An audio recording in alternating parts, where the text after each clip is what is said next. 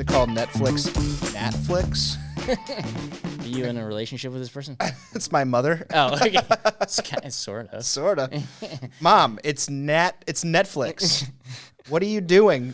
My Netflix isn't working. Gonna really have to decide where to cut this off at, or where to start. They're gonna be just so confused. Just so no matter confused. What. Do we just talk about the Meyer conversation? I'm just gonna roll right into it. Yeah. Just fucking do it. All right. What's up, everybody? Welcome back to Triple Take. I'm Jacob, your host, joined by always, not actually as always, Zach.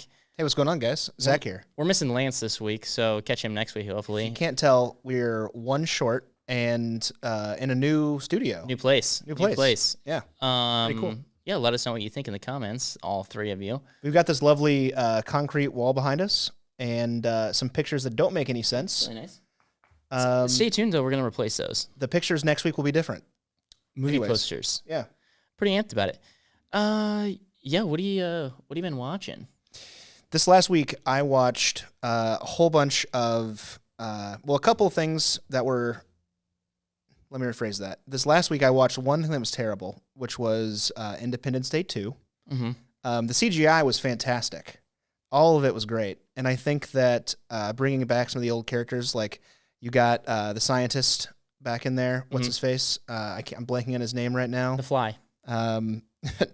Well, you got like like the main scientist got back, but he has like a laser. I just feel like it really wasn't necessary to make this movie, but they did it anyways to just try to make some money, I think. Yeah. Are you talking about Jeff Goldblum? No. He's also back in it, though, I believe. Yeah. Jeffy G is back in it. Arguably the best part of the movie, I think, is probably Jeff Goldblum. But then you've got like the random scientist that gets Bill like, Pullman. He's the president as well. Sorry, I know I'm dancing around your actual answer here. I'm just trying to remember who else was in this. I think, is it Harvey Fierstein? No, that's not it. I can't even think. Anyways, in the first movie, there's a scientist that gets grabbed by one of the aliens, and like they talk through him, and then he's been in a coma for like 30 years, and then magically wakes up. But apparently, comas make you gay, but that was a weird thing that happened in there. Yeah, but he wakes up and his like boyfriend is like taking care of him, but in a hospital. That wasn't necessary in the movie, but I just think that it's funny. When did it come out? Like this is like 2014 or something? 2016. I fell right into let's change the sexuality of every single main character that we have and make new money. Yeah, it was a little bit weird. I thought that was a unnecessary sequel, but I digress. I agree, though, with the CGI is pretty incredible. If I remember right, we see more of the aliens now. We see a lot more of the aliens, and then when they're actually in the ship, that all looks really good. I mean, that's all 100% CGI'd in there. But it looks great. The plot is thin, but yeah. And I'm okay. So like it's one of these things where like if you start asking questions, the whole movie falls apart. Mm-hmm. And so obviously the alien mothership is so aggressively large that like it's sitting on Earth, and I think, wouldn't that throw off like the moon's orbit and like everything? It's got to have some sort of tidal effect. Ramifications. Anyways. Yeah. I think the answer is just because movie that I also works. know nothing about the moon. Yeah. It controls the tide. That's actually, I guess that's the extent of my knowledge of the moon. Yeah. Anyways, I watched Independence Day 2 because Lance wouldn't shut the fuck up about it. I watched Valerian and the City of a Thousand Planets. It was a lot better than I thought it was going to be. Yeah, it's kind of shockingly okay. Yeah, no, it's fine. At first, I was like, okay, so they made this movie for nerds, so let's get Cara Delevingne in as many like skimpy outfits as we can. And that only was like the first little bit of the movie. That'll get them in the seats. 100%. But for the rest of the movie, it wasn't really that way. I do think that, what did I text you guys? I said the lead character looks like a Harry Potter villain. He's like that. He looks like a weird, like he's just a weird looking dude. Valerian? Yeah, I forget his name. Valerian. Dane DeHaan, yeah. He's just a weird looking guy, and like he's supposed to be this like badass like sergeant or something. He's like danced on the edge of successfulness for like 15 years. Yeah, like slightly relevant, but not really. Like, honestly, a lot of the people are just like you're. Like, I recognize him. What's his name? Yeah, well, there's a whole bunch of actors that are like that, but he's definitely one of them. The only part of the movie that I didn't like was Rihanna shows up. Yeah, very randomly. I don't like Rihanna. Bad Girl Riri sucks. But like they had a weird like dancing sexy part with her. I did nothing for me. I'm not interested at all. I'm very much in the boat. That's not even the right way to say it, I guess. I'm very aware of like the trailer effect. They're like, we're putting this girl in here just because we're gonna put it in the trailer. Yeah, and that's gonna get people get butts in the seats, and we're not gonna get sued. And we have to figure out some weird way that she connects. Yes. And so the weird way that she connects is spoilers for those who haven't seen the movie. Her character is an alien that like can change into any shape that she wants and like play any kind of person or whatever. And so the main character has to like get into like a forbidden part of the planet or something. And so he meets this changeling, which is Rihanna's character, and he like has to watch her strip tease kind of for a little bit and then convince her to like help him out. Is that when they're like in that like weird casino type place? Yeah. It's like weird. It's a quasi like space pleasure palace. It's like it's not Madame Kame's pleasure palace from Grandma's Boy, but it's something adjacent to it. What's the planet from The Last Jedi where it's just like a casino? The whole thing is a casino. Oh, I forget. Like it's like I'm gonna lose it here. Canto Bight. I was gonna say it starts with a K. It's just like that. Yeah. With less llamas racing and being freed. And less little kids looking at like pendants. Yes. That amounts to nothing. That are good enough with the Force to force grab your broom, but not to free themselves from child labor. Yeah, no, you'd think that at some point one of those kids would have been like, whoa, I've got Force powers. Yeah. Anyways. We don't have to do this anymore. So Independence Day, Valerian, I'm loving Daredevil. Daredevil is fucking sick. So are you season 1 still? Season 1, episode 7 is where I just left off. The only thing I don't like so far is, obviously, I'm a lore guy. I like the comics. I like things to be comic accurate or book accurate or whatever. But Kingpin in the comics and in like the animated stuff so far is like a comically large man. Pun intended. Yeah, like I think you're also maybe like the recency bias kind of deal. Mm-hmm. Across the Spider-Verse and Into the Spider-Verse, is that exactly. He's just he's a wall. So I just think that they could have found, and I'm not saying that this is live action real, right? So obviously you can't find someone who's that big. I was gonna say, who else would you have besides? I mean, Vincent D'Onofrio is a pretty large guy, but he for sure put on some weight for this. He's not that big though. It looks like he's like what 6'2", maybe 6'3". I'm not super into the comics, but isn't he supposed to be just ridiculously strong and not necessarily that huge? Yeah, I don't like his weird like mumbling thing that he's doing, and then he shows off some pretty crazy like strengths of like or feats of strength randomly. So the episode that I just saw, he like essentially took a guy's head off with a car door.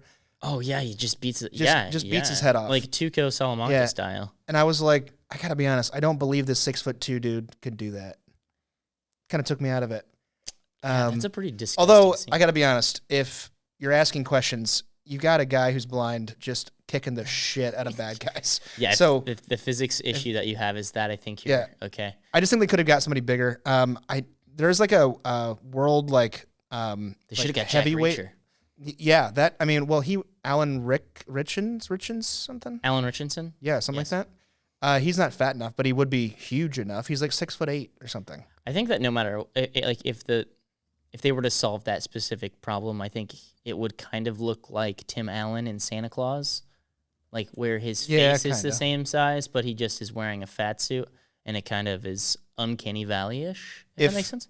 If half Thor is his name from Game of Thrones, the guy that played the Mountain. Oh yeah. If he was a good actor whatsoever, I believe, if he was a good actor, they could totally have had him. But he's lifted so much that his like face is starting to like. Oh yeah, he's got like that droop. It looks like it looks like a stroke face, but it's not. It's just from lifting 1,000 pounds every day. I think he's like just drooping a little bit. Poor guy. But yeah, I was thinking like some heavyweight guy.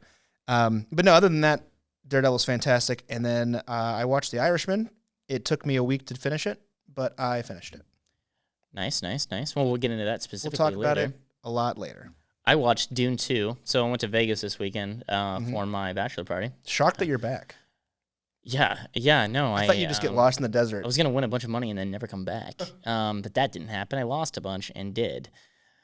No, watched Dune 2 on the plane. Finished Irishman on the way back. Actually, I got that backwards. Doesn't matter. On the plane for both of them.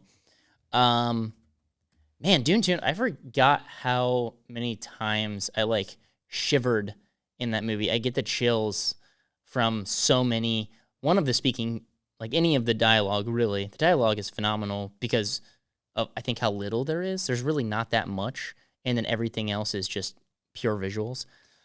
I know we're just beating a dead horse here. Just a phenomenal movie all around, and a massive snub from Best Picture. Yeah, well, for sure, it should have won something. Yeah. I mean, we waited long enough for it.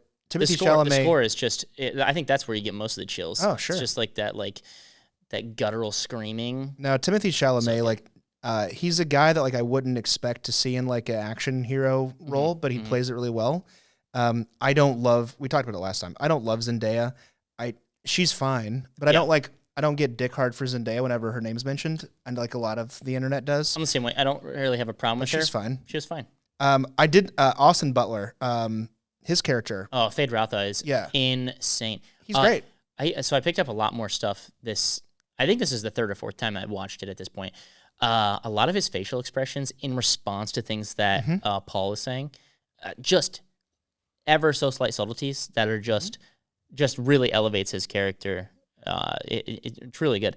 And one of the few people that can beat the piss out of Batista. He kicks him and stuff. I forget his name. Well, in the movie, I don't know his characters, but I just watched a video about it was talking about how the subtleties of acting in scenes where in the TV show Succession, for instance, what's actually being said and the two characters that are conversing, the other characters that are in the room are also acting, and because essentially if main character says something that's supposed to be heavy and then nobody reacts accordingly, then that means nothing, right? And so Austin Butler did a fantastic job with we just needed something to play off of. I mean, business is happening right now because of the way that he's reacting. Even without saying anything, you can tell on his face. Yeah. One that I would really like to see that he is we got a little S's there. He bike riders. I think he is Tom Hardy and that one girl from the last night or the duel. Oh, the last duel or whatever. The Scorsese.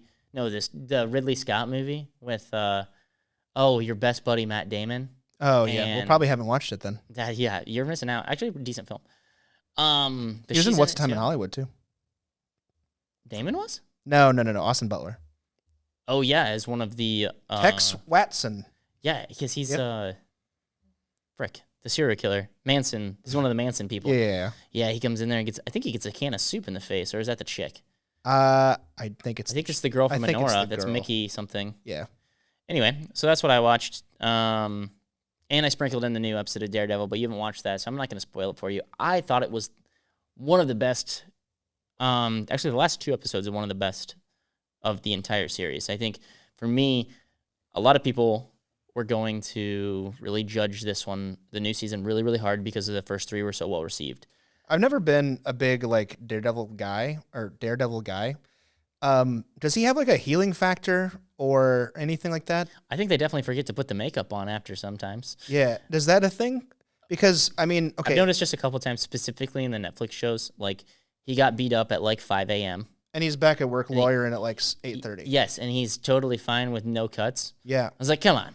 They did show one scene where I think so he gets he absolutely beats ass the night before, and then but also takes some punishment himself, right? He gets kind of stabbed a lot. But I think he got a little bit of a cut on his lower ab region, right? Right under the nipple. Right under the nips. And the next day, him and Foggy are in the hospital for some reason to see a patient or something, or one of their clients or something. Yeah. And he opens his jacket up and there is blood. Oh, it's a bunch of okay. Yeah. So they've remembered it at least once, but my question is what's his superpower other than he is more like, I think he kind of went into it a little bit with Rosario Dawson's character, which is like he sees the world on fire.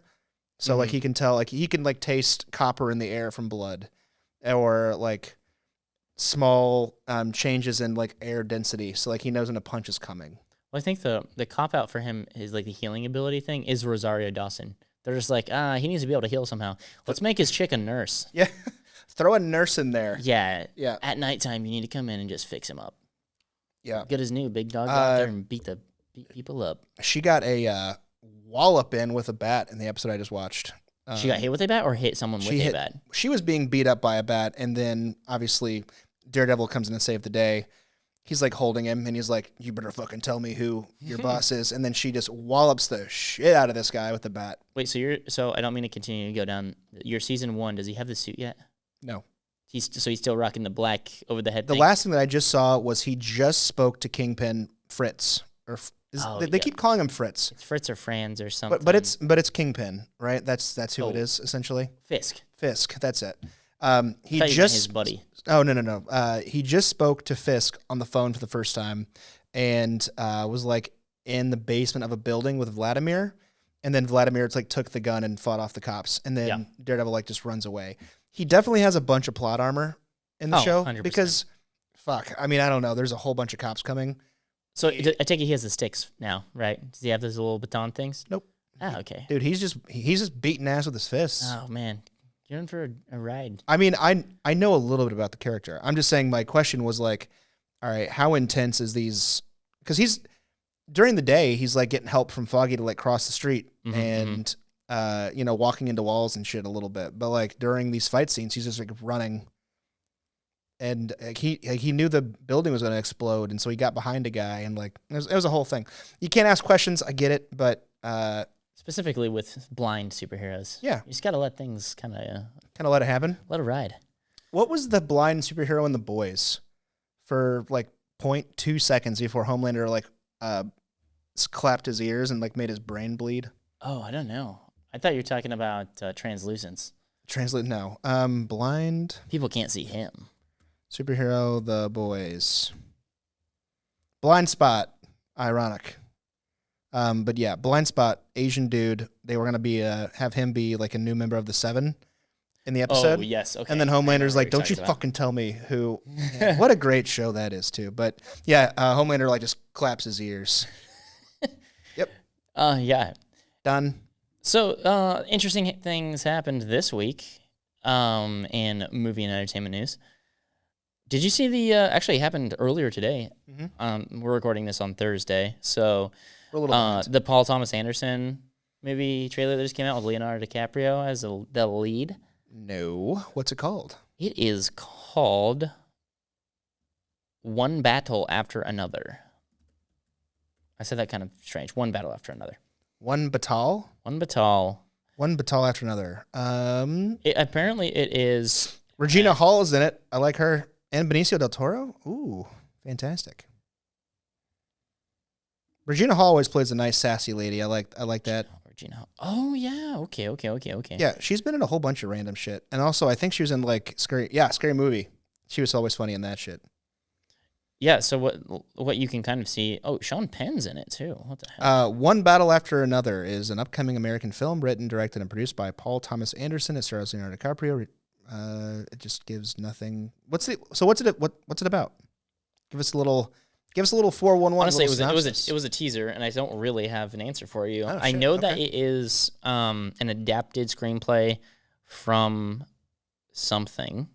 Vineland. The film was said to be loosely inspired by Thomas Pynchon's Pynchon's whatever novel Vinland or Vineland, whatever. Take it with you will. Yeah, he also... Is this... Oh, what the heck? Is this Leo's character? Or is that Paul Thomas Anderson? Down one is his character. Oh, okay. I was going to say, like, they just I believe it takes place over, an amount of years, but I don't know really how much. That might be Leo's character, actually. So, a little more than a mention. Yeah, that's what's going on. I watched that earlier. It looks pretty good, though, so I'm excited to watch that. Cool. Anything with Leo in it's good. I'll watch him in anything. This is true. I don't care. Except for Killers of the Flower Moon. Not a fan of that? You haven't watched it. That's true. I haven't seen it. Freaking get on it. I was just asking. I mean, I just feel like you it also isn't. With how critical we have been of Apple recently, you need to watch that. It's an Apple exclusive. Is it really? It really is. I don't feel like we've been critical of Apple. Not critical. I guess we've mentioned them with as much as we've sucked their D's over the last few weeks. This is true. Yeah, let's take that back entirely. That's hilarious. Another one that came out, live action Stitch trailer. Who asked for this stuff? I was about to say it's so dumb. Fucking pass. Yeah, I'm not watching that crap. Pass. What little I did see from it was a lot of the characters that had like heart and stuff. They've just changed completely. So Moana came from Lilo and Stitch, right? That's where like that. Didn't a character come from that or something? No. Oh, okay. Well, anyways, I thought one of the characters. In the loosest terms, they're both Disney. Okay. Well, anyways, I thought that The Rock called Disney and he was like, "Oh, why didn't I get a role in that?" And then they made Moana. Well, that might be true. Yeah, I think that's what happened. Anyways, I could care less about Lilo and Stitch. No. Nothing about it. I don't know why they're just. Who asked for this stuff? The problem is that they've set this precedent now that if they remake it, people still go and watch it, and they still make a shitload of money. So the only way that we're not going to get this stuff anymore is if they fail, and they won't. So it's just I don't know. It's just frustrating because like to think of what they could have made. Yeah. Not that Disney is killing it recently, but like. Well, that leads into one of our discussion topics, but we'll save that for a second. This is true. I think the problem is that like, so Disney knows that if they just remake something and make it live action, or just remake it at all, they're just rebranding their own content, and so it's like safe. They're not trying to make anything new. I wonder if it has something to do with copyright. They're like, oh, it's been a while since we've done anything with this IP. It's gonna go public, whatever the word is. That's actually a really good point. Like public domain. Every, like, what, is it 25 years or something? I thought it was 50. 50? But I don't know. Because I know that, like, Winnie the Pooh is now public domain. Oh, that's how the Pooh movie came out? Yes. Not about shit, about Winnie the Pooh, actually. If you were disappointed in that. Yes. Anyways, the movie was shit, but it was not about shit. I didn't see it. But yeah, like, it definitely could be that. I honestly, who knows? No, I think that Disney's falling into this weird rut where they're like, instead of trying something new, we're just going to go with the safe route, and then we're going to recreate a Disney princess and make her, let's just change the race and then make some people mad, and then I think there's something to be said right there too, because like it's like bad PR is good PR. Yeah, or any PR is good any PR is good PR, and they know they're going to get clicks if they make the mermaid African American, for instance. Specifically, this next one, Snow White, has a ton of controversy surrounding it right now. So our first discussion topic today is Snow White helped build Disney. Will it be the thing that destroys it? Great question. I don't think that Snow White will be specifically the thing, but I think that the idea that it brings, yes, if they keep down this path, I think it's definitely a milestone, a marker of its downfall, potentially. Yeah. I think so this movie specifically that's coming out, I think is going to change the way that movies are made here on out. I think you're going to see way more actors like under contracts about like the things they say to the media. So you've got like Rachel Ziegler going out there and just being an absolute, I mean, for lack of better words, just being a fucking bitch, like on the red carpet about like the original like movie that she's remaking. Even when it was in production, like, I mean, we're reaching release time. Even when it was being made, she was talking mad crap about it. Yeah, I was like, just from like an employment standpoint, why bite the hand that feeds you? Yeah, like, why shit on Disney? Like, they're the ones who hired you for this. Why are you shitting on their IP? Whether I agree with it or not, like, I think she makes some points. I think that they definitely could have like updated it for today slightly, but like, why completely go away from the original premise? Like, I remember one of her comments is that like Snow White realizes now that she's the leader that she's meant to be, and like the original movie was never about that. It's just a not. chick in the woods with a bunch of dudes that are 2 feet tall. Yeah. Also, I remember seeing like early production photos of like the dwarves were actually just like homeless people now. Well, they're like, yeah. And the first picture was like Snow White, Rachel Zegler deprived. was just being followed around by like regular sized homeless looking people. Well, did you see that Peter Dinklage had a lot to do with the? Yeah, he was literally the reason. Yeah, they're definitely it's very obviously CGI people. Maybe some motion capture or performance capture. But they're not like hireable real life midget people. No. Or little people. I don't know what the correct term is. I apologize. Don't apologize. You can probably say midget. It's fine. But like Peter Dinklage, like I said gay earlier. You can say midget. This is true. This is true. It's fine. Well, he just like basically stole food from their mouths. They did not get those positions. They didn't get any of those roles. Like, well, it's just this a argument. Grandstand? Come like, on. It's an argument like forever ago. Remember when, what was the character in? It was a Netflix original. It was a Netflix original about like puberty and like kids, animated. Big Mouth. Big Mouth. Yeah, okay. Yeah. So I think there's like there was a black character in the show being voiced by a white character, and then that actress got like obliterated because how dare she play this character? Okay. And it's like, okay, it's not like you have a movie called Snow White and the Seven Dwarfs. Okay. Would it have been worse if you just took? Well, okay. So I think. Do you see where I'm going? You might be wrong. I agree. I see where you're going. I think to prove your point, they renamed it Snow White. It's just Snow White. Okay. Well, they totally took it out. But that was the original. The original. I mean, the movie. point is still made there, though. Right. Like, but my point is like, okay, would it have been worse if they just CGI'd like regular size, like normal size humans into dwarves, and then like took all those acting options away from the little people? Would that have been worse? Yeah, which is more important to them? Tell me, Peter Dinklage, was it worse? You took money away from these people. Absolutely, he did. But also, it was like one off. All it took was one off comment from Peter Dinklage, and Disney switched it up immediately. They ran with that stuff. Yeah. They were so afraid. Was it in an interview or something? I think he like put a tweet out or something. It was something so minuscule that it would have been swept under the rug in 24 hours, but instead of just like waiting for the news cycle to refresh, they were like, Bob Iger. Oh my God. They're just afraid of the mob coming after them. The mob they created. I guess so. Speaking of mobs, the Alto Knights, Robert De Niro movie comes out next week. Look for our review on that. I will be watching that early next week. So that'll be up on our website, tripletakepodcast.com. We have articles in the podcast. That's pretty much it. I was going to say news, but we haven't put any of that out yet, so don't look for that yet. Don't look for that yet. It's not there. We've got a couple articles out there, but we do some good stuff. We're sitting on a few because we're waiting for some AdSense stuff. If we're going to be totally honest, and we want to get the cash for that. I wouldn't mind making a buck. Yes. Yeah. Speaking of which, it should be done soon. I double checked on it today. What the heck, Google? Make it easier to give us money. Yeah.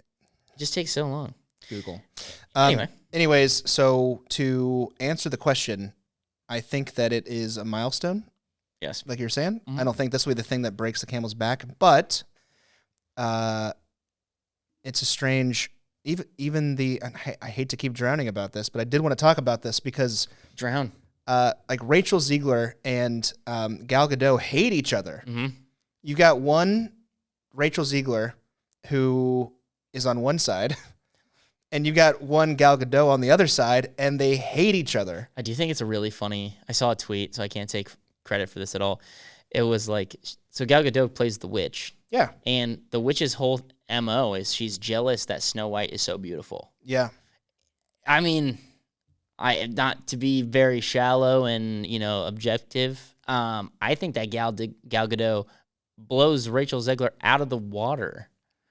I don't think you have to worry about that statement at all. I think that's just the truth. I think it's objectively the truth. It goes back to, we had a conversation last week about some Harry Potter casting. And when you have a character that is explicitly described in the source material of what they look like and sound like and everything else, Snow White is the fairest of them all. I'm not saying you have to go out and find like the most pale fucking lady out there. Yeah, but fair in that regard. At the end of the day, like, can we at least try to get something? It's the same thing that I just said with the Daredevil thing. Well, don't get me wrong. I don't think Rachel Zegler is ugly. No, she's not ugly. Like, I mean, she's fine. She's not ugly, but also I don't necessarily know if it's like a Rachel Zegler problem. I think the witch was a not pretty lady to begin with. I think that Angelina Jolie in Maleficent, she was great. Maleficent, she's scary looking. Yeah, in like kind of in like an ugly-ish way. That was a good casting decision. That was a good casting. But throwing Gal Gadot in there, and let's face it, Gal Gadot can't act. But like I love watching Fast and Furious, but she can't act, and so we've got it's that 1,000-mile runway. What are we doing here? Why is Gal Gadot in this movie? Why is it being made? I think the question that needs to be asked is, instead of what Disney said, is they said, can we remake it? And when in reality, they should have said, should we remake it? No, I totally agree with that. I think ultimately it just comes down to money. They are a $1 trillion company. They need to keep the cash flowing for their investors. Shout out my voice crack right there. And they're doing that exactly. I saw one of the videos I was just talking to you guys about, or talking to you about. I keep thinking that Lance is here. Yeah, in spirit. In spirit. He's not here to. He's not dead. He's just gone. Yeah, he's just gone. He's not here to defend himself either. Mm-hmm. Shout out, his opinions are bad. But one of the YouTube video that I watched, his point was, he was like, okay, if they're in the initial meeting of like, are we going to remake this thing or not? Mm-hmm. If someone there is saying like, well, we really can't do dwarves anymore, and we really can't, like, there's a whole bunch of political things they have to like try to like get around. Yeah, a lot of speed bumps. Then why don't you just stop right? Just full stop. We're just not gonna do it. I mean, if they're gonna go down the road of the remake road, there's plenty of other things that could be done. Yeah. Yeah, I don't know. They have their huge, massive Disney vault. Just put around in there for a few hours and find something. Just pluck something out of obscurity. Mm-hmm, remake it. Anyway, moving on. Yep. Apple TV is apparently losing $1 billion a year. That's so much money. So much money. I didn't realize. I knew that they were losing money. I didn't know it was that much. How much does Apple TV, or how much does Apple make in a year? I mean, they're speaking of $1 trillion company. Yeah, I was gonna say, speaking of $1 trillion companies, they are one. I don't know. Well, I guess it's a company's that large. It's hard to kind of quantify. Apple's annual revenue in its fiscal 2024 year ending in September 28th was $391 billion. In just the company posted quarterly revenue of 94, so they're making about $100 billion a quarter. Okay. They're up 6% year over year, and that's with the $1 billion loss. 6% is a lot. Yeah, 6% so if you take 6% of $1 billion, it's still. I'd like to have that much money. That's great. What was that, 60 million? Something. I don't know. How much is 6% of $1 trillion? We're not a math. This isn't a math podcast. No, we're not. It's a lot. It's enough. It's a few zeros. Sure is. That's a lot of money. But I think what Apple's doing right now, and like, not to jerk them off anymore, but what I think they're doing is they are just shitting out content and making arguably a really good pass at like I was going to say, for it coming out of their butt, it's doing okay. Yeah, they're making a bunch of bangers. Severance is doing incredible right now. Yes, number one TV show by far. Far and away. It's already ranked top 50 of all TV shows, like rating wise. I think there is. I think those sort of ratings are a little diluted, especially when they are coming out. I think Breaking Bad's ranked number 1 of all time. Is it really? Yeah. I think it's on IMDb TV, like IMDb scores. Interesting. Or it averages a whole bunch of them. It was the list that I saw had Severance at like 22nd or something. Wow. I know. Game of Thrones was 2, and then I think like The Wire was 3 or something. So I mean, that kind of goes back to our topic from a few weeks ago. It's like HBO versus Apple. I mean, HBO right there had what you mentioned, at least 2. Yeah, I think HBO is what Apple is striving to be, and to get to that point, if it takes losing $1 billion a year for a while, I think it's probably okay. I think they're okay with that. I think that ultimately, like at the end of the day, if they have to lose $1 billion to get a bunch of content up and get it made so that you can bring in the people to pay you $5 a month. Yeah. That's what they're trying to do. But also, if, let's say, Timothy Cook was like, hey, we're sinking money into this, we're not making bangers. They could just buy Max Discovery. They could buy it 40 times over. Yeah, that's the other thing I was going to say. And other content. Like they're doing it with all original IPs. So you have to think about, they're not really drawing from anything else besides the brain of Ben Stiller. And you gotta, like that's a clap in my book. That's pretty impressive. The only thing that I think was a complete miss so far that I've watched a little bit of was C. That movie's dog water. Or show, excuse me. The show is trash. But again, I believe it actually I think they're airing one final season like right now. For the 6 people that are watching, Lance included. Yeah. that just furthers our opinion that his ideas are terrible. I think, what it comes down to is that Apple's such a great company. They're going to spend probably $30 million for 6 people to be happy. Yeah. Good for them. If you're watching Tim Cook, if you could spend whatever it costs to make the last season of Westworld, I will buy a new MacBook Pro tomorrow. One of the few HBO misses towards the end. Yeah. I didn't get that cancellation. That was a COVID whoopsie poopsie. Was it really? Writer's strike fucked him over. Aaron Paul fucked him over, I believe. He was in that, season He was 4? In season 3. 3. And a little bit of 4. Okay. But season 1 was absolute because he had something to do with, Future World or something, didn't he? Yeah. Yeah. Season 1 was incredible. Season 2 was still pretty good, but they're getting off the island. Season 3, they jumped into the real world, and that's when the writer's strike happened, and a whole bunch of shit went down. They had no idea what they were doing, and they were like, we have to get something out. That's a shame. They got season 4 out, and then season 4 was almost on par with season 2. They're kind of getting back to they had to make it make sense. All the mistakes they made in season 3, they had to make them make sense. I do think specifically for that show, they were in a little bit of an echo chamber. Sure. Of the times, if that makes sense. That sort of AI, robot, Uncanny Valley thing was really big when it first came out. Robot Uprising? Yeah. And I think they kind of outgrew that, if I'm heading in the right direction. So I don't know if it could work now. I think there would be a lot of nostalgia from the first couple seasons for especially the fans. If they would just finish it up, I mean, I just want someone to just tell me how it ends. Yeah. That's all I care about. Give me a Reddit TLDR. I'll take an email. Yeah, I'll take it. Just I don't know who the director was, but if you could just look me up on the podcast. Yeah, I can't remember who the showrunner was. That'd be great. But I think one big thing that threw me off, and most people for season 3 for Westworld, was there was no explanation for anything.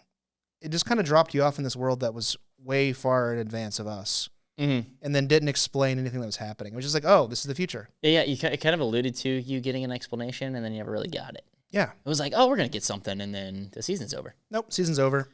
But yeah, Apple TV losing $1 billion a year, I don't see it being a problem for them. Yeah, if that's the question within the question, I think they're doing okay, and I don't think it's really going to change anything. Nope. If anything, it's helping them. Yeah. Because they're just dumping a ton of money on cool ideas, cool scripts, cool directors. I mean, they're getting A-list actors for limited series, which is, that's HBO's bread and butter. I think they're effectively skipping so Netflix's problem is that they put a lot of infrastructure on the DVD direct to your house thing. And they had the DVD box rental things at all. You're talking OG Netflix, okay. Yes. And so I think that OG Netflix had to grow with the times to streaming. And so they were the first people there because they already had the infrastructure set up. But then they had they wasted a lot of money on that old stuff. Honestly, it's almost comparable now to Skype and Zoom. like Skype COVID time had a I'm talking like Wilt Chamberlain lead. They had a 15-year head start. 100 points ahead of everyone else, and Microsoft is shutting them down. Yeah, I know, it's gone. And is it already gone, or is it? I think it's like next quarter. Yeah. Or this quarter. They fumbled the biggest lead in video conferencing. They were the only players. Zoom was a nobody. Yeah. And Zoom made it through the Mac debacle. Did you know about that? I don't know that. Oh wait, like listening and stuff? There was a so even if you had Zoom in early days of Zoom, not anymore from what I understand. Early days of Zoom, if you had it installed on your Mac, anyone could just turn your camera on without you knowing, and it wouldn't do anything. Oh my, that's got to be bad. And it survived that and still kicked the shit out of Skype. Yeah. I think if anything, what led to Skype's downfall was that horrendous fucking like ring dial tone. Honestly, I didn't really, I haven't, I probably had to make 5, maybe less than 5 Zoom calls in my life, and if not less, Skypes. So, yeah, it did work really well on the Xbox. It was pretty good conferencing calls on the Xbox for like if somebody didn't have, I don't know, they wanted to bring somebody in that's playing like on a different system or something. Oh, Discord is kind of changing that now. Have Discord took over. Oh, Discord. I love you, Discord. I want to move a lot of our business stuff to Discord. It's just so good. Yeah, whenever we had this is slightly off topic of movies completely, but before the business that I have now, there was a little bit of a startup with a couple buddies of mine, and we did everything exclusively on Discord. It's just easy. It's very and fun with GIFs. It's fun, yeah, and fun with GIFs. Yeah, it's easy, it's free, and you can do video conferencing and everything seamlessly inside the app. This is true. All right, bringing it back to movies a little bit. Will Jonathan Majors return as Kang? There were some developments this week. This isn't an out of nowhere question. It is, with the times. So he is. Okay, let's back up here. The news that came out this week is that he, in fact, did strangle the shit out of his ex-girlfriend. Apparently, someone recorded him. Yep, somehow, and that was leaked. Yes, leaked audio suggests that he, in fact, did strangle the shit out of his ex-girlfriend. I've not heard the audio. Neither have I. So there is a little bit of plausible deniability there for himself. Yeah. He is in a new movie coming out, apparently, though, called Magazine Dreams. Someone hired him. Somebody. I don't think that we're going to say that, strangling people is a good thing here. It's not a good thing. Not a good thing at all. Bad. It's a bad thing. You shouldn't do it. Do I think he's coming back? Probably not. I don't think Disney's going to touch that. However, yeah, I did. Yeah, I just don't see it happening. They're making a lot of crazy moves, so I don't know. They very well could. I honestly, if you would ask me a week ago before this came out, I would say yes. I think 100% yes. Yeah. They just had so much invested in that character, and I really enjoyed him as Kang. Well, Kang specifically, but then the character in Loki. Oh yeah. Whatever he was. Who Remains. But then season 2 where he's old timey, the doctor guy. The doctor. Yeah. Doctor whatever the hell. No, Marvel effectively was making him the center of the epitome of all your eggs in one basket. Yeah. Everything was really coming up Jonathan Majors. And he played the hell out of Kang. I thought he was incredible. I don't think he's a bad actor at all. I think, in fact, I'd say he's quite good. Just can't keep his hands off his lady's neck. He's a great actor who unfortunately strangles people. Dang. It's not great. However, the guy that played Flash still got his own movie. So true. Shout out Ezra Miller. Yeah, Ezra. Ezra likes to do. I think he. You think they hang out? I don't think so. Like an Actors Abuse Anonymous. Do you think they have I had a bunch of money and a bunch of deals, and I screwed it all up. So you know how they've got they have help groups for everything now, is this right? True? They've got AA. They've got if you've lost somebody to cancer. I'm just envisioning the opening scene of Wreck-It Ralph, where all the villains are in the room, and it's just supposed to be an AA meeting. Yeah, just real sad. Yes. I bet they probably have a help group for actors who just fucked up royally. Just because you're a bad guy does not mean you're a bad guy. Yeah, right. I bet Anyways, if that exists, they're definitely in there. But what I'm saying is that Disney still released the Flash movie, even though Ezra Miller is a gigantic piece of shit. I mean, honestly, if we're gonna be real critical of it here, Armie Hammer is kind of making an effort to come back, and that dude admitted to wanting to eat people. Yeah, what? He's in something. I didn't really see much about that. What actually happened with Armie Hammer, other than having a terrible name? I think it was some woman that he was dating. Mm-hmm. A bunch of the DMs came out, and it was like him heavily alluding to, if not outright admitting, that he wants to eat her, like as some sort of fetish. And then in multiple interviews after that, he's like, it's in the same way like a grandma says, I could just eat you up. No, that's not at all how it came across. That dude wants to eat people, if not does. I'm not saying anything because I'm trying to... There's a non-zero chance that he has consumed a person. Armie Hammer. Yeah. Such a cool name. Do you know about his name, by the way? Like how he got it? His like great-great-grandfather is the owner of Arm & Hammer. Oh, really? Like the baking soda. That dude's name, like that, I think his name is what, like they made it. They're like Arm & Hammer. Hammer. If you search Google for Armie Hammer, the top question is, what did Armie Hammer do? And it's through his accidental... He like leaked some stuff. He doxed himself or something. I don't think that this is talking about the right... Oh, this is talking about Arm & Hammer. Okay, anyways. It's the same, though. I'm not kidding. It's the same family. Arm & Hammer. Okay. But like the Google like AI or whatever is thinking that Armie Hammer is Arm & Hammer, and it says through this accidental petroleum and its stakes in Libya, Hammer was pivotal in breaking the tight grip that the major United States domestic... It may just actually be talking about his great-grandfather, because I believe his great-grandfather's name was Armie Hammer. That totally could be true. I think you may need to specify the one that eats people. Here's what I'll say. He played a great Winklevoss twin in The Social Network. That's probably top 10 favorite movies of all time for me. Man from U.N.C.L.E. And also a good movie. And I hope that him back then... I hope that he hadn't ate somebody. Yeah. But I feel like now there's a good chance. There's a not zero chance that he's actually ate somebody. Apparently. Well, greater signs pointing towards him. Yeah. So back to the OG original question here. I don't think Jonathan Majors comes back. I think if it wouldn't have been confirmed that he actually did strangle his girlfriend, I think he probably would have. At least a much higher chance of coming back. I think he squandered all his chances. I think they're gone. I like to think that for a brief moment in time, because I agree with you, if you would have asked me this question a week or 2 weeks ago, I think that, so if I put myself in like his shoes, I'm in my New York apartment and I'm like, you know what, things are looking okay. I think maybe we've kind of moved past this.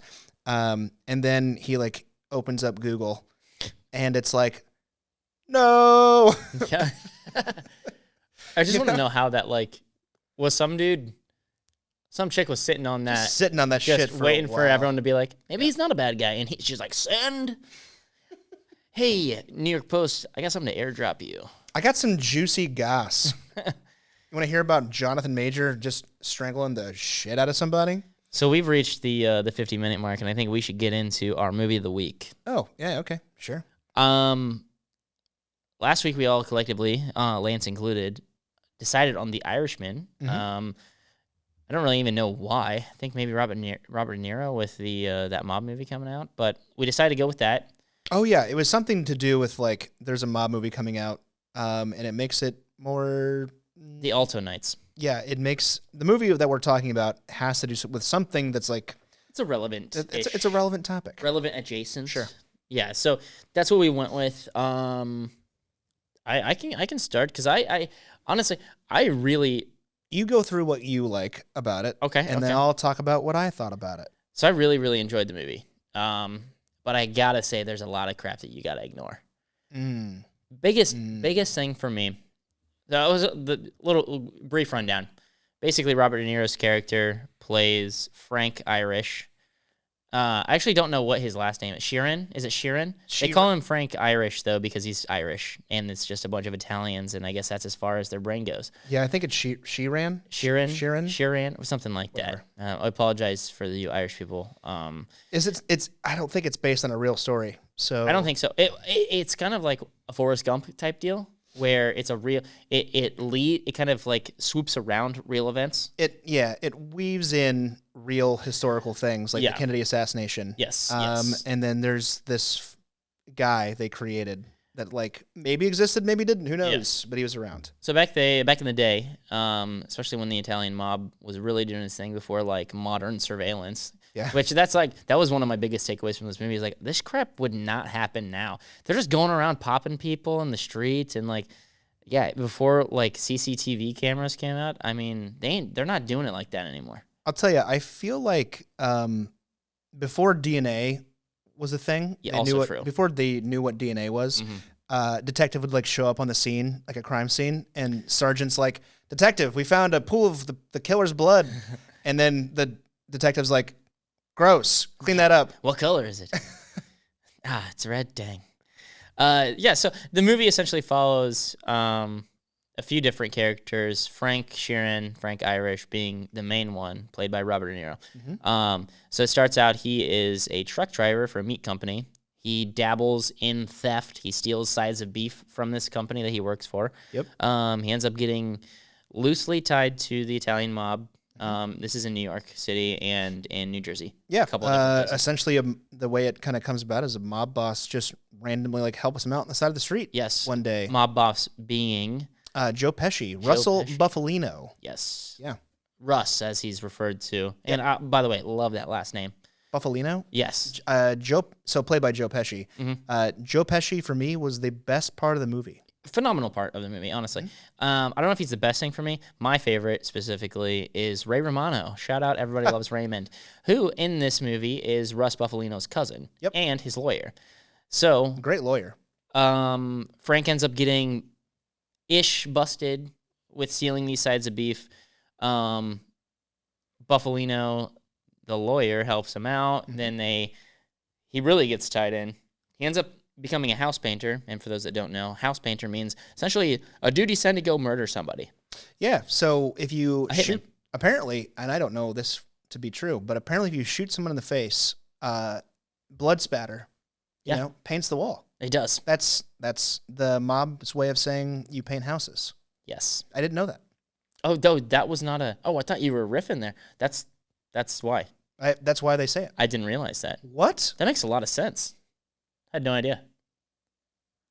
Just put that together. Okay. I thought it was just like I got to be honest. We got to call him something. This whole roadcaster situation we have every week is making a lot more sense now. What?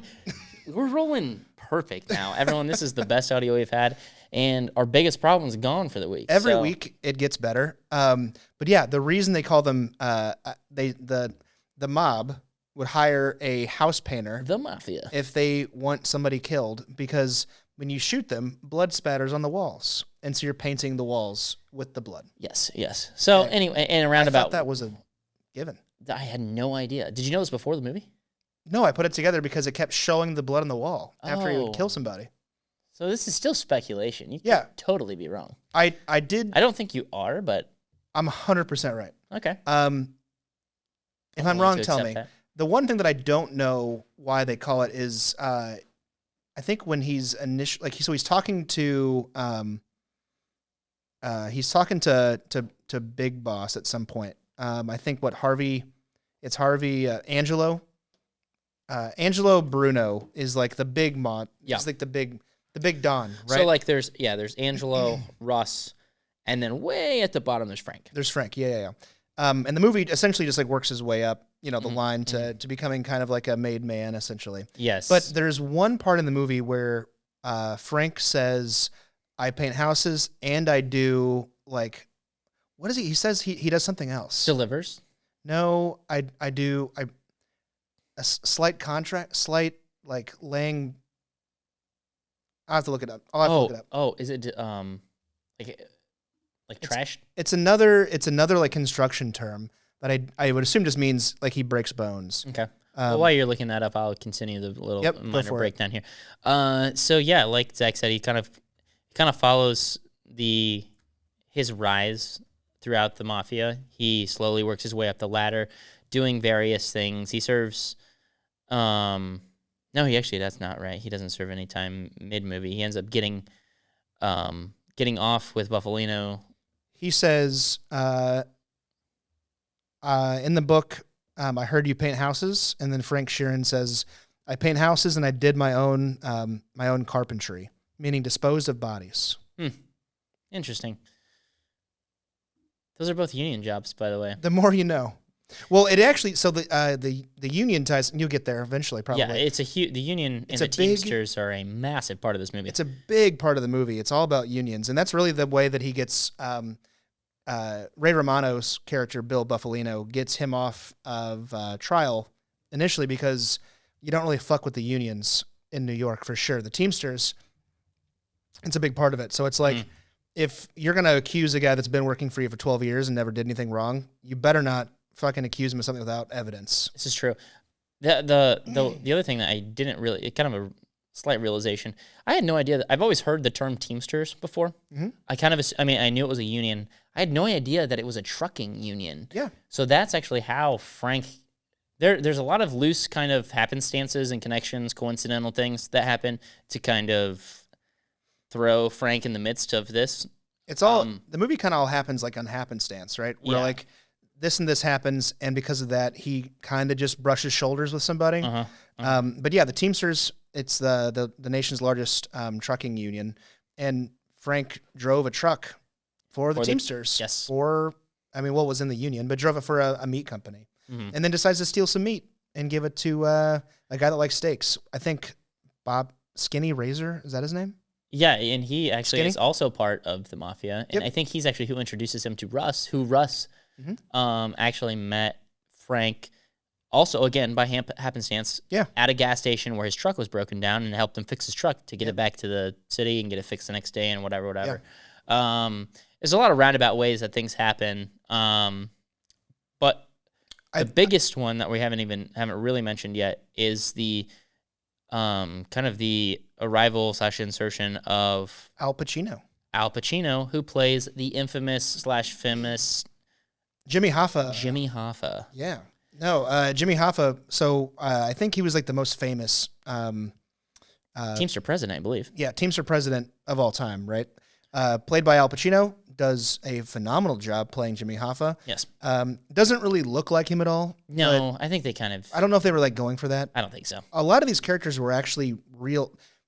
A lot of these characters were real in real life. Mm-hmm. So like the mob people that were in it were actually real people. And then at least a real life counterpart. Yeah, real life counterpart. They really didn't go into like what they actually look like, but they did die in the way that they were supposed to. Yes, throughout the movie, it would freeze frame on new characters as they came along. Instead of being like, this is where they're from, this is where they're born and all that, it was actually how they died and when. Yeah. Shot 8 times in the head. Yes. On his porch. Sitting in a parking lot, shot in the face. Yep. A lot of shot in the heads. Which, I mean... Give me 1 second. There we go. I'm back. Backstreet's back. Sorry, guys. Backstreet's back. All right. I've had a couple on the last few episodes where I've fully leaned over and like sniffed. I've been fighting this cold for freaking months now. Really? Still? Yeah. September's gonna roll along, and I'm gonna sound like a completely different person. I thought you got the Sudafed and it just knocked it out of the box. No, it definitely did. It knocked the majority of it, but I'm still like nasally. Yeah, a little nosy. But yeah. The movie happens a lot by happenstance. Yes. I like that a lot of the mob boss, dons, whatever, are real people. Mm-hmm. I like that it shows the way they die versus when they were born or whatever. Yeah. And then an interesting take on that sort of thing. It's a very cool way to like make up. And I mean, I don't know how much of this is real and not real, but it is a really cool way of like showing just how invested the mob was into lots of parts of like normal people's lives. I mean, shout out Las Vegas, you just came back, but essentially Las Vegas was built 100% with mob money. Yes. There's the gambling. Yeah, the gambling. Thanks, there's a part of the movie where somebody comes and asks Jimmy Hoffa for $1.5 million for a golf course, and really it's just so that the mob can go play golf there. Yes, this is like in Vegas. Yeah, in Vegas. Yeah, it's a really interesting kind of way to tell the story too, with it sort of being predetermined in the sense that you know where it's going to end up. I don't think we've mentioned that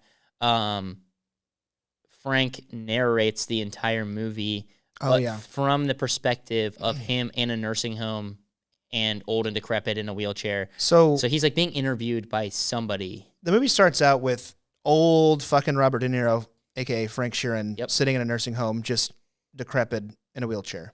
And essentially there's like, I don't really know who he's talking to. I'd assume it's just some biographer or something. I think it's slightly alluded to at the end that it is, either a biographer or someone that is in law enforcement.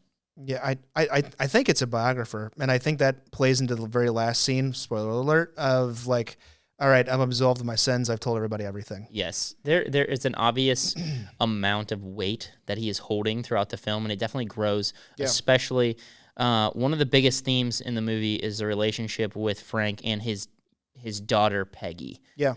She is essentially like his like love, his heart. Like that's what he does everything for, even though it's terrible. I mean, it's very obvious that this man is a bad person. He kills for money, steals. There's a line at one point where he's asked by Ray Romano, Buffalino, his lawyer. He's like, they're doing like a debriefing on whether or not he has actually done the thing that he's being accused of. Sure. And he's like, I mean, I'm still going to defend you, but did he do it? And he's like, I work pretty hard for him when I'm not stealing from him. Yeah. And the dude's a piece of garbage. Would you give any names? Nope. Not going to give any names. He's like, okay, cool. Cool. Let's do this. Yeah, no, I think it's, I think this is still somewhat true today, but at least back like in what was the time frame for this movie? Like what, the 40s, 50s? Okay, so I think it's right after World War II because he is, it is mentioned at least once that he was in the war and that the reason that he knows how to use explosives is because of that. Yep. Okay. So yeah, right after World War II. So 40s, 50s. But essentially like it's kind of like a lot of men back then, they were the breadwinners. And so they had the whole family. Mm-hmm. They had to provide. Very nuclear. Yeah. Nuclear family. They had to provide for the family. Right. So, Frank, I think in some weird way was thinking that he was like doing the right thing. Mm-hmm. He'd go off and paint houses and then come home and pretend that nothing ever happened. Yes. And that's why guys died at 45 of heart attacks back then. Mm-hmm. Holding all that in, bottling it all up. Oh, yeah. Therapy? Yeah. No way. No way. Be a man. Anyways, it's a good movie. I'd say watch it. Yeah, it's good. One more point that I'd like to make, and sort of the predetermined thing. If you know anything about history, you know that Jimmy Hoffa gets offed and like his body's never found. It's like it's now there's enough time past us. Like, oh, where's that thing at? He's like, I don't know, probably buried with Jimmy Hoffa. Like it's like I don't know where the hell something is type deal.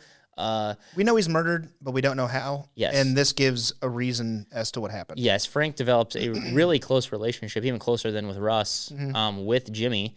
And Russ actually is the one that ends up having Frank murder Jimmy. Yep. And it's a sad thing. And Jimmy Hoffa kind of goes off on the deep end. I got to be honest. And he pisses off the wrong people. He wasn't in the mob, but he was really friendly with them. I was going to say, he may as well have been. Yeah, very friendly with them. I mean, he went to all their birthday parties. I do wonder how that actually, like how accurate that would be. I mean, a lot of it's speculation, I'm sure. But like, there's a hint of truth to most things.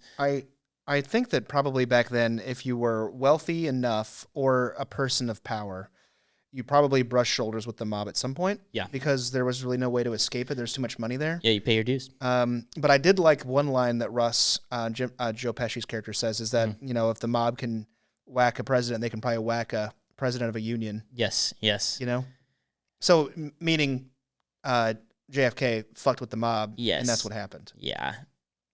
There's also a scene where, I mean, Jimmy's a very influential person at this time and well-known, like televised events. Like I would probably go as far to say a household name.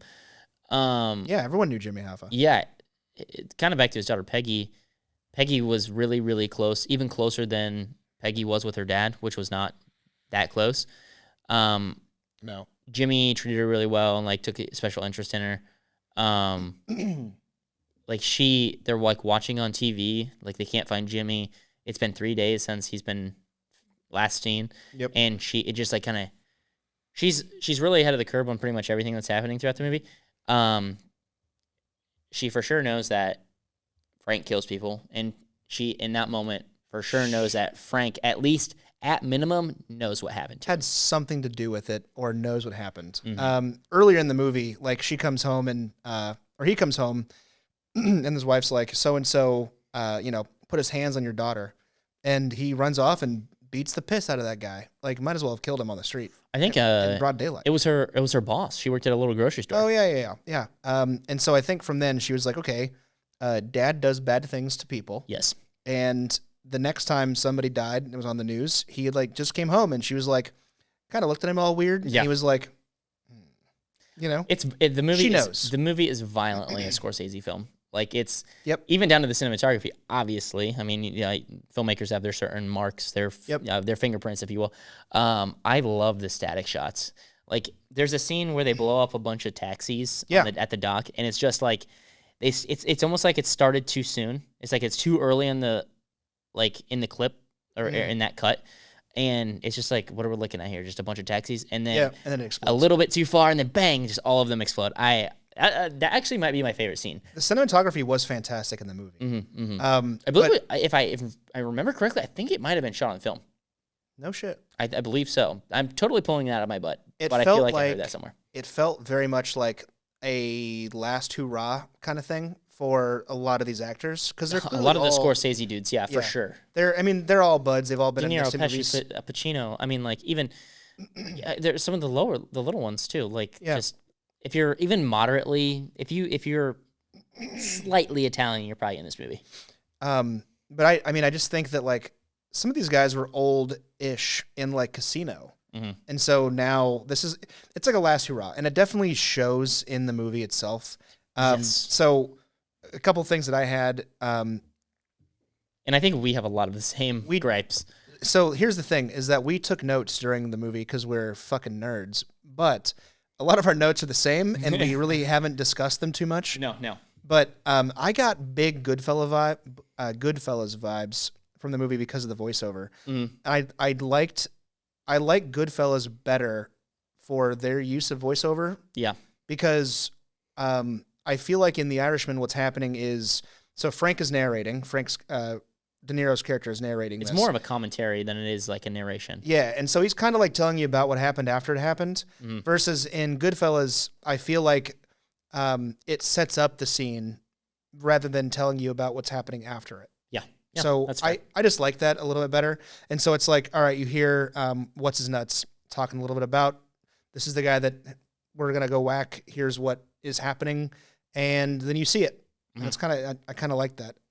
Versus this way in The Irishman, it's like, I'm listening to this old man stutter throughout it. Well, that brings me to my first one. Is like there's a lot of digital de-aging in this. Yeah. I still can't quite decide if it's good. You can only do so much. You can change the way something looks. You cannot change the way something moves. Yeah. It is very obvious that he's supposed to be like 45 in a couple of these scenes, and the dude's moving like he's 90. So I was watching with somebody else, and I audibly said, how old is he supposed to fucking be? Yeah. But my note for that is the first note that I made, and it's is the de-aging digital or makeup or both? Either way, it looks like shit. And he walks like he's about to fall over. Yeah, he absolutely looks like he's gonna fall over. The scene where he's stomping on the grocer's hand in the street, it's like, I mean, you think you're gonna do a lot of damage to someone, you want to raise your knee up pretty high. Yeah. Dude gets like 3 inches off the ground. Yeah, he might. Yeah. He's like, they took one shot of that because his knee was gonna explode. So like at that point, why not just have it stand in? So for me, I saw it a little bit there. Yep. Right. And I just kind of just like chalked it up to like, whatever.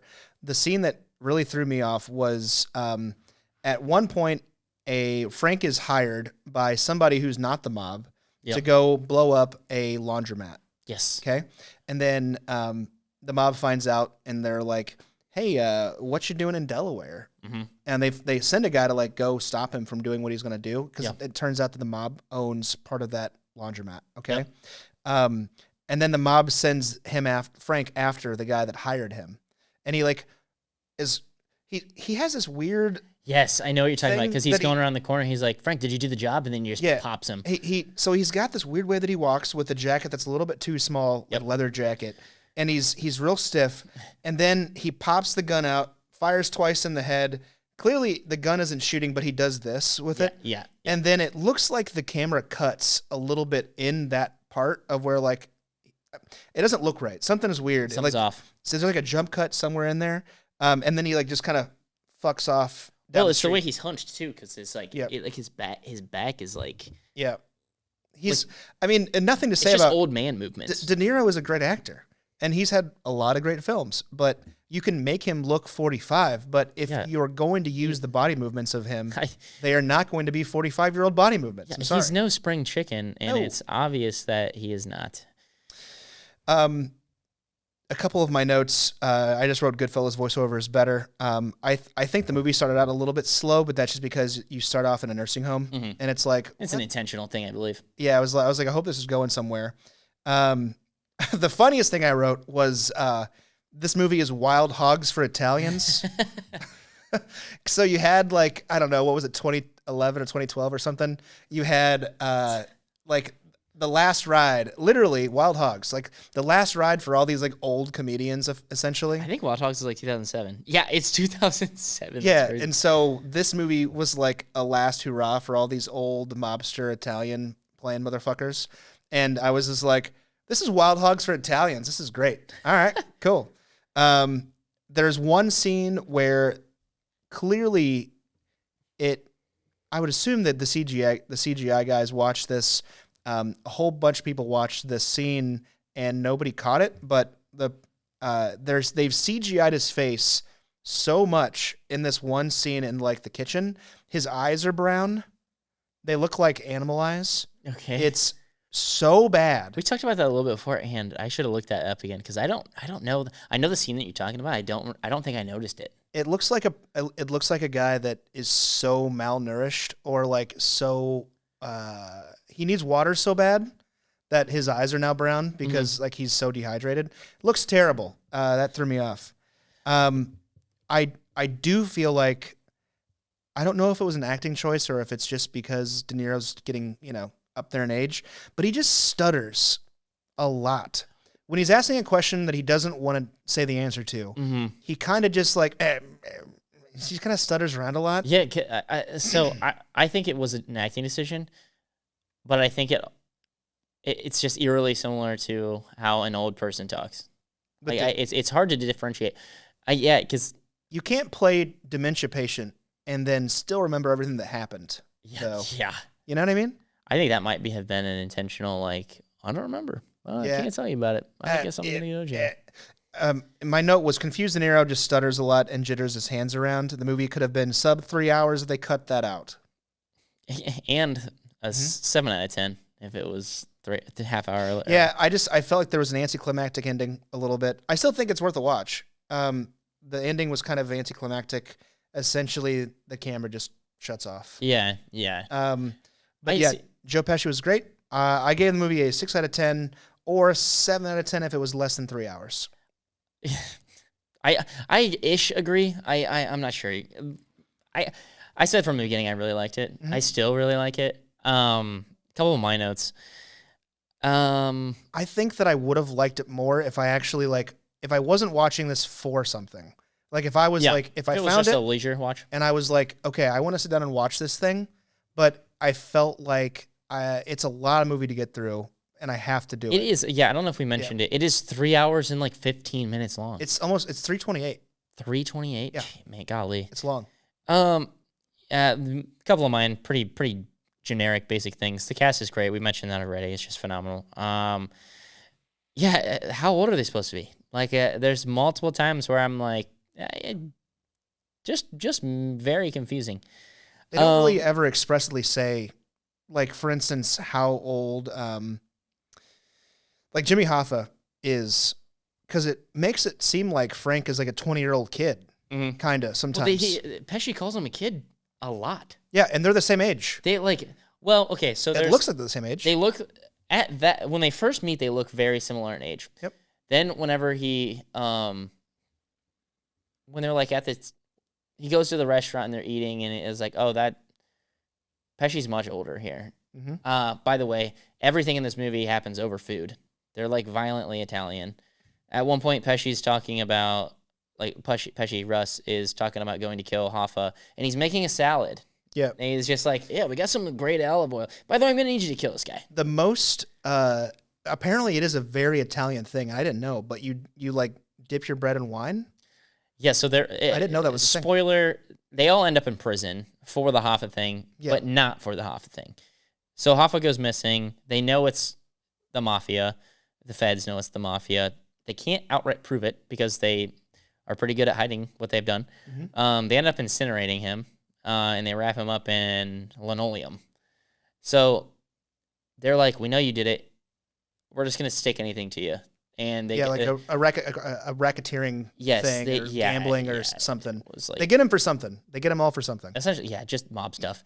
And they all end up in prison together. Is fun of some of the other side characters, and then Pesci and De Niro, and I don't think Romano was in there. Nope. There was a third guy that was like put. So basically, if you're in prison and you're in the mob, you keep your position, and because like Pesci's in a wheelchair at this point, and they're like rolling him around. They're playing bocce, but they are just criminally old at this point.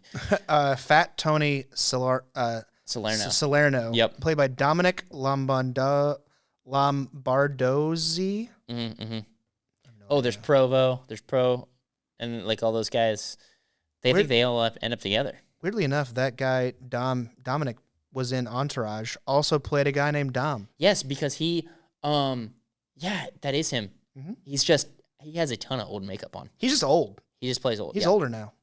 He is, but not that old. But anyway, the Uncanny Valley was definitely there. I think we mentioned that enough at this point. I love that they use the word use. Oh, Youse. Sorry, to finish what you were saying about they were in prison. Yeah. Everything in Italian, apparently a very Italian thing is to take your bread and dip it in a very small glass of wine. Oh yeah, you go. But in prison they got like grape juice. Apparently there's good and bad grape juice. Like grape soda. Yes. And it was like carbed.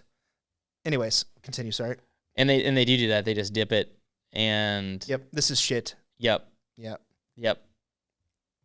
But yeah, good movie. I liked it. I'm gonna give it an 8.5. 8.5. 8.5? I enjoyed how it kind of went up and down, kind of pace-wise, slow then quick, and then things happened, and I think it was a really good ending for his character. He kind of has to.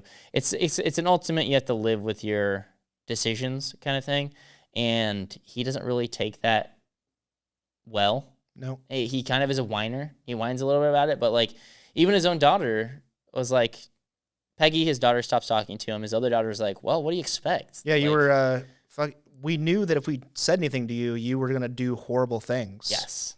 We all knew.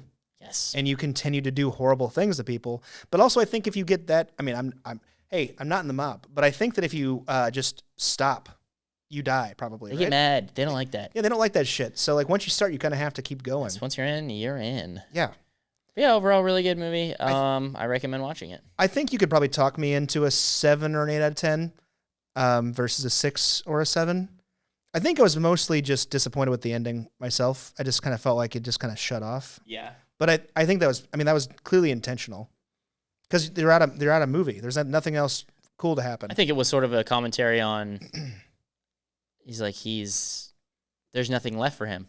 Yeah. Like he has eliminated all of his relationships. Everyone he loves is dead or doesn't talk to him.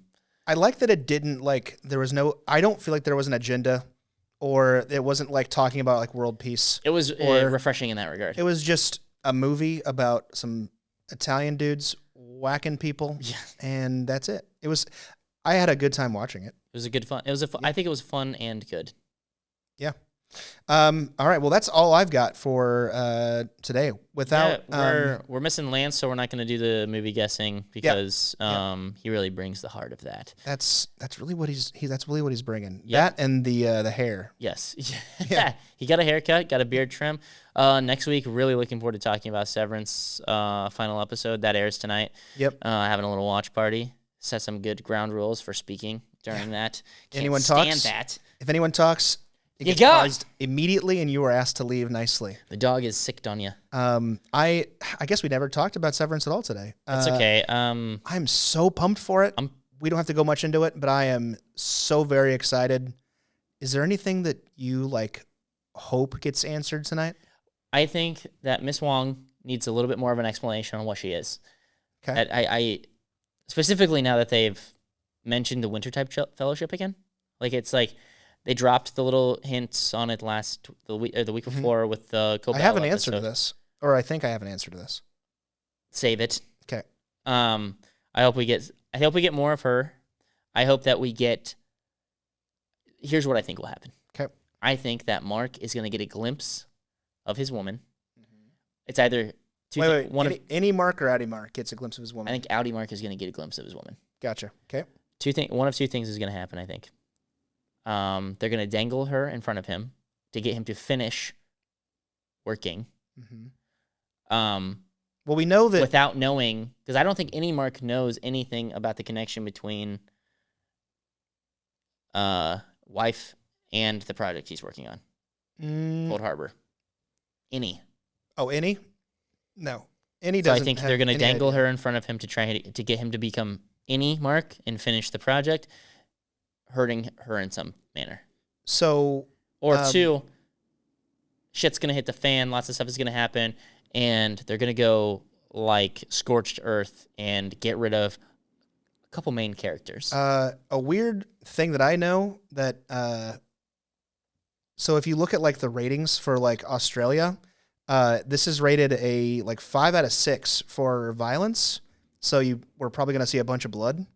Oh man. And then as far as surgeries. Yeah, that or surgeries. And then curse words, it's like a 4 out of 6 or something. So it's not I think we see a little bit of violence in this episode. I do agree that we're going to get some dangling for Mark because he is for sure finishing Cold Harbor tonight. I also think we're going to get a massive cliffhanger. Yeah. But he definitely, we see it in the trailer. He definitely finishes Cold Harbor. I mean, it's showing the last percent go up or whatever. Oh, geez. I didn't see that. I don't watch trailers for that reason. You know, I kind of want everything to be completely out of nowhere. Okay. The only thing that I'll say that I definitely want an answer on, I just need them to understand what the numbers mean. That for me is the goats. Give me something. Tell me what the numbers are. I keep saying the one thing. I think Rickon is going to get some sort of explanation too. I don't think that he's a goat. I've seen a lot of that online. I don't think that he's a goat, like a goat brain in a body or whatever. I think he's a goat. But it is a lot. There's a lot of connections. I think that he's a goat. I don't know how that works. I don't think he's a goat. He even kind of looks like a goat. No, that's just depressing. Can't have it all. But no, I would like to see... I think that we probably see either Helly or Gemma die tonight. Hopefully we don't. But I think we see one of them die, and I think we get an explanation on the numbers. If we get the numbers, Mason. If we get the numbers, I'm happy. That's all I care about. I want to know what the numbers are. Yeah, I'm gonna tweet from the account. Severed in 4 gifts. Perfect. So look out for that. Let's do it. Our no. If you had to get a tattoo on your hand of Frolic, Malice, Dread, or Woe, which one would it be? Oh no, I wouldn't get any of them. I would get You're Never Gonna Be Happy from Nice Guys. Okay, well, all right. All right, fine. I would get, I like the Frolic tattoo was kind of cool. Honestly, I don't know what you're talking about. No? Oh, Mr. What's his face has a tattoo of, it says Frolic. Oh, you're right. You're right. Yeah, I can't think of his name off the top of my head now. Egan? No, it's the big boy, big guy. Oh, shoot. Yeah, that's who I meant. Hammond? Drummond. Yeah. He has a Frolic tattoo. Anyways, that's all I've got. We need to go watch that TV show. We're going to go do it right now. So, ladies and gentlemen, thank you for listening once again. We'll see you next week. Thanks, guys.